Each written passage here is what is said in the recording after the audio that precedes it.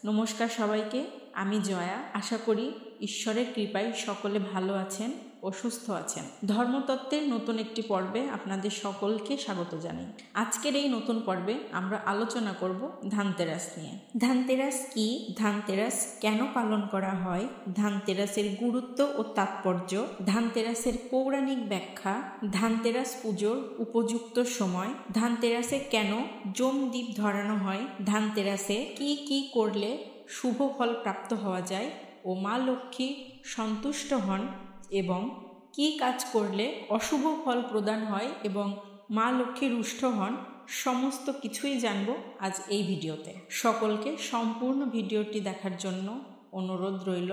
সম্পূর্ণ ভিডিওটি দেখলে আশা করি অনেক অজানা তথ্যই আপনারা জানতে পারবেন। আমাদের চ্যানেলে নতুন হয়ে থাকলে চ্যানেলটি অবশ্যই সাবস্ক্রাইব করবেন এবং পাশে থাকা বেল আইকনটি প্রেস করে রাখবেন। এতে করে যখনই আমি কোনো নতুন ভিডিও পোস্ট করব সেটা সবার আগে পৌঁছে যাবে আপনার কাছে। তাহলে চলুন শুরু করা যাক আজকের মূল বিষয়বস্তু। দীপাবলির কয়েকদিন আগে পালিত হয় ধানতেরাস। ধানতেরাস আসা মানে দীপাবলি আসা। বিশেষত এই রীতি পালনের প্রচলন অবাঙালিদের মধ্যে হলেও বর্তমানে বাঙালিদের মধ্যেও এটি ছড়িয়ে পড়েছে। ধানতেরাসের পরের দিন পালিত হয় ভূত চতুর্দশী।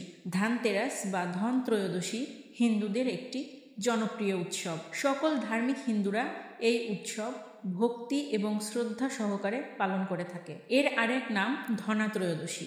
ধন শব্দের অর্থ সম্পত্তি, ত্রয়োদশী শব্দের অর্থ হিন্দু ক্যালেন্ডারের 13তম দিন। দীপাবলির সময় লক্ষ্মী পুজোর 2 দিন আগে ধানতেরাস হয়। হিন্দু ধর্ম মতে এ দিনে বিষ্ণুর থেকে লক্ষ্মীর কাছে শক্তি প্রবাহিত হয়। এই শক্তি সেখান থেকে গোটা সৃষ্টির মধ্যে ছড়িয়ে দেন লক্ষ্মী দেবী। বলা হয় ধানতেরাসের দিন দেবী লক্ষ্মী তার ভক্তদের গৃহে যান ও তাদের ইচ্ছা পূরণ করেন। সম্পদের দেবতা কুবেরও এদিন পূজিত হয়। লোককথা অনুযায়ী এদিন কোনো জিনিস কিনলে তার বহু গুণ বৃদ্ধি পায়। ধানতেরাসের দিন নতুন সোনা বা জামা কাপড়ও কেনা হয়। সুস্বাদু খাবার তৈরি ও রঙ্গোলিতে ভরে ওঠে সকলের বাড়ি। মারোয়ারি সম্প্রদায়ের মানুষেরা ধানতেরাসের দিন কুবের ও লক্ষ্মীর পুজো করেন, কারণ কুবের ও লক্ষ্মী এদের সম্পদের রক্ষাকারী হিসেবে পূজিত হয়। আমরা অনেকে ধানতেরাস উৎসবটি পালন করলেও ধানতেরাসের গুরুত্ব ও তাৎপর্য সম্পর্কে অবগত নই।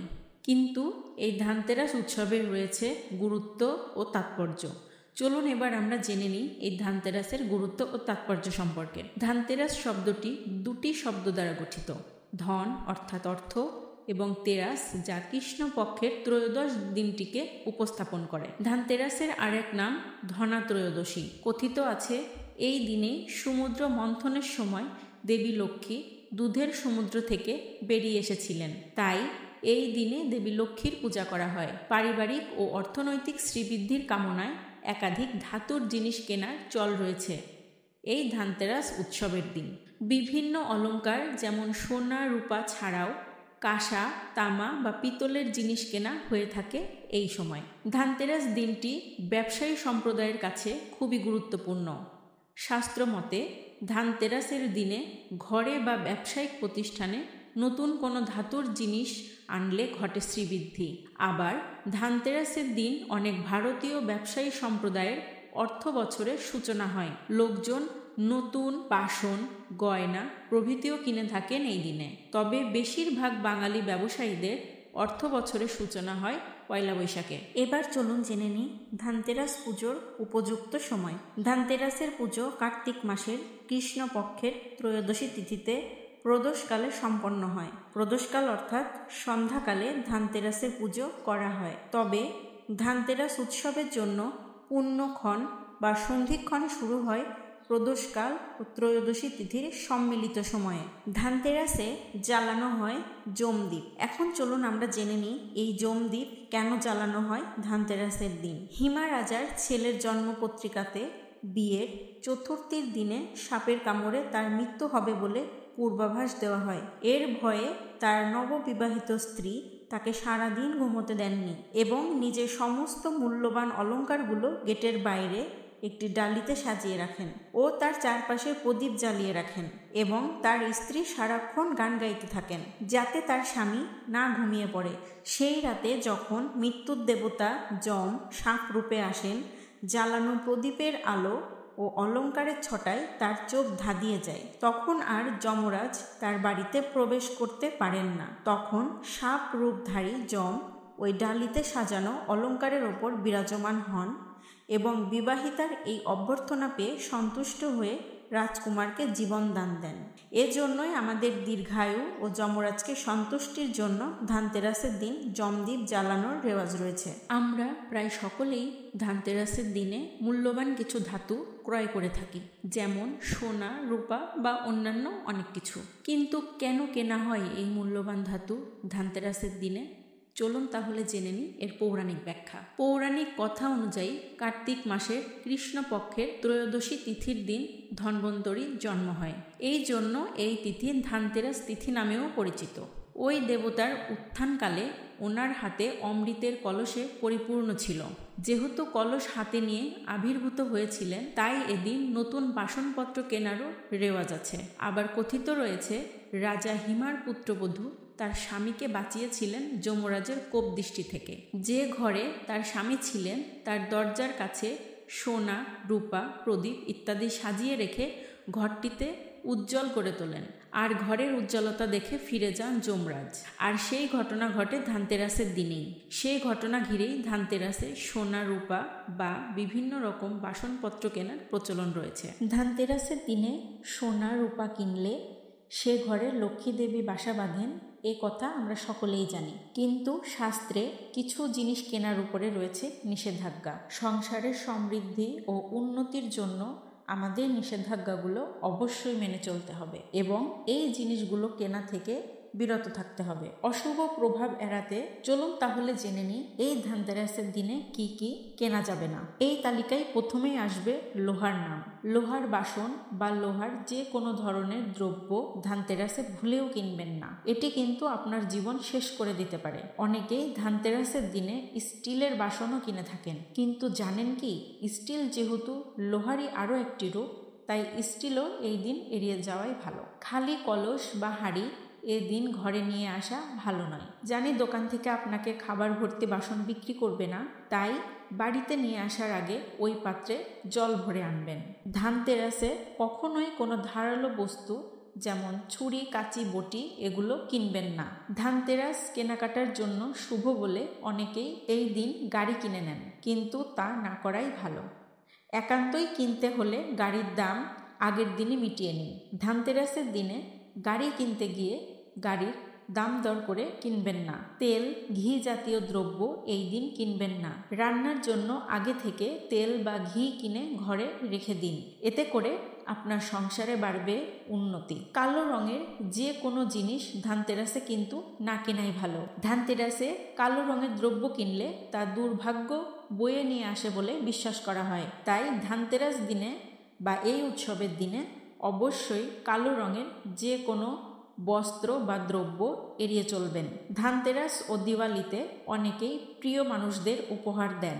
এই উপহার কিন্তু ধানতেরাসের দিন কিনবেন না, আগে থেকে কিনে রেখে দেবেন। কাচের সঙ্গে রাহুর যোগ রয়েছে, তাই কাচের কোনো দ্রব্য ধানতেরাসে এড়িয়ে যাওয়াই ভালো। যে একটি বস্তু থেকে ধানতেরাসকে দূরে রাখবেন তা হলো নকল সোনা। সোনা কেনা ধানতেরাসে শুভ হলেও নকল সোনা বা গোল্ড প্লেটেড গয়না এদিন ভুলেও কিনবেন না। যদি সম্ভব হয়ে থাকে সোনা বা রূপা যে কোনো একটি কিনুন, কিন্তু যে কোনো ধরনের নকল গোল্ড প্লেটেড গয়না থেকে দূরে থাকবেন। আমরা সবাই চাই আমাদের সংসারে আয়, উন্নতি, শ্রীবৃদ্ধি ও সমৃদ্ধি বয়ে আনতে, কিন্তু আমাদের সবার পক্ষেই সোনা কেনা সম্ভব নয়। সোনা বাদে এই দিনে আর কি কি কেনা যেতে পারে চলুন তাহলে জেনে নিই। এই দিনে আপনারা তামা বা পেতলের বাসন কিনতে পারেন এবং তা ঘরের পূর্ব দিকে রাখুন।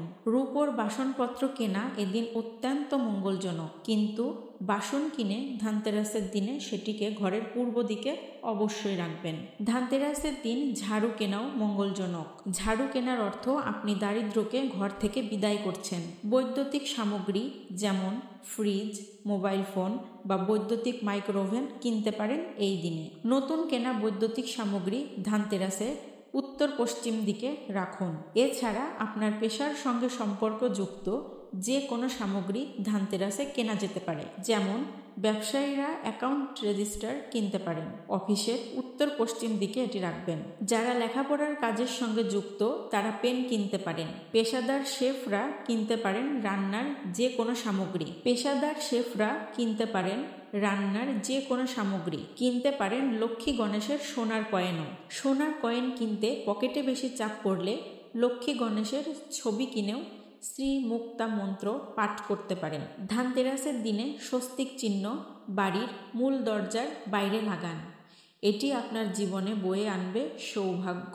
11টি গোমতী চক্র কিনে হলুদ কাপড়ে মুড়ে আলমারি বা লকারের মধ্যে নিরাপদ স্থানে রাখুন। রূপো চাঁদের একটি প্রতীক। চাঁদ শান্তি প্রদান করে ও আমাদের মনকে শান্তি প্রদান করে। মনের সন্তুষ্টিকে পৃথিবীর বড় সম্পদ বলা হয়। যাদের কাছে স্বাস্থ্য ও সন্তুষ্টি আছে তারাই হলো আসল সম্পদশালী। ধানতেরাস মানেই যে শুধু সোনা কিনতে হবে এমনটা মোটেও নয়। শাস্ত্র মতে এই সময় নিজের ক্ষমতা অনুযায়ী যে কোনো শুদ্ধ ধাতুই কেনা মঙ্গলজনক। তবে জ্যোতিষশাস্ত্র মতে বিভিন্ন রাশির জন্য বিভিন্ন ধাতু কেনা উচিত। তবেই ধানতেরাস হয়ে উঠবে মঙ্গলজনক, আসবে সমৃদ্ধি, সংসারে বাড়বে আয় উন্নতি। ধানতেরাসের দিনে সৌভাগ্য ফিরে পেতে আমাদের অবশ্যই কিছু নিয়মকানুন মেনে চলা উচিত। তবেই ধানতেরাস আমাদের জীবনে নিয়ে আসবে সৌভাগ্য ও সমৃদ্ধি। এখন চলুন জেনে নেওয়া যাক ধানতেরাসে সৌভাগ্য ফিরে পেতে কি কি নিয়ম কানুন মেনে চলতে হবে। ধানতেরাসের দিন শুধু সোনা কিনলেই হবে না, এই উৎসবে রয়েছে আরও কিছু নিয়মও। এই দিনে সারা বাড়ি ভালোভাবে পরিষ্কার করে নিতে হবে। বাড়ির মূল প্রবেশদ্বারের সামনে রঙ্গোলি দিতে হবে। মা লক্ষ্মীর পায়ের চিহ্ন এঁকে দেবীকে আহ্বান করতে হবে। অকাল মৃত্যু ঠেকাতে এ দিনে যমরাজের উদ্দেশ্যে প্রদীপ জ্বালাতে হবে। একটি ছোট ঘটে নতুন কেনা ধাতু বা গয়না দিয়ে তাতে সামান্য চাল, সুপারি, 13টি পদ্ম বীজ, গঙ্গা জল দিয়ে ওপর থেকে ফুল, সোনা বা রূপোর কয়েন রাখতে হবে। যদি নতুন গয়না না থাকে সেক্ষেত্রে আপনি পুরনো গয়নাও অবশ্যই ব্যবহার করতে পারবেন। ধানতেরাস মূলত অবাঙালিদের একটি উৎসব, কিন্তু বর্তমানে বাঙালিরাও ধানতেরাস উৎসবটি অনেক আনন্দ ও উচ্ছ্বাসের সাথে পালন করে আসছে। কিন্তু ধানতেরাস উৎসবটি কেন পালন করা হয় এই বিষয়ে অনেকেই অবগত নয়। তাহলে চলুন এখন আমরা জেনে নিই কেন ধানতেরাস উৎসবটি পালন করবেন বা উৎসবটি কেন পালন করা হয়। পরিবারের সকলের সুস্বাস্থ্য থাকার কামনা করে এই ধানতেরাস উৎসবটি পালন করা হয়। এই উৎসব পালনের মাধ্যমে পরিবারের সকলের অকাল মৃত্যু রোধ করার কামনা করা হয়। এই উৎসব পালনে বাড়ির মধ্যে মা লক্ষ্মীর সর্বদা কৃপা লাভের কামনা করা হয়। এই উৎসব পালনের মাধ্যমে বাড়িতে কুবের দেবের আশীর্বাদও লাভ করা হয়ে থাকে। এই উৎসব পালনের মাধ্যমে গৃহের সকলের মানসিক শান্তি কামনা করা হয়। এই উৎসব পালনের মাধ্যমে বাড়ির মধ্যে দারিদ্রতা দূর করারও কামনা করা হয়ে থাকে। উপরের এই বিষয়গুলো মেনে ধানতেরাস উৎসবটি পালন করলে আমাদের সকলের পারিবারিক ও সাংসারিক জীবন হবে শান্তিময়, আনন্দময় ও সমৃদ্ধশালী। আজকের এই ভিডিওটি এই পর্যন্তই। দেখা হবে পরবর্তী কোনো ভিডিওতে। সবাই ভালো থাকবেন ও সুস্থ থাকবেন। জয় শ্রীকৃষ্ণ।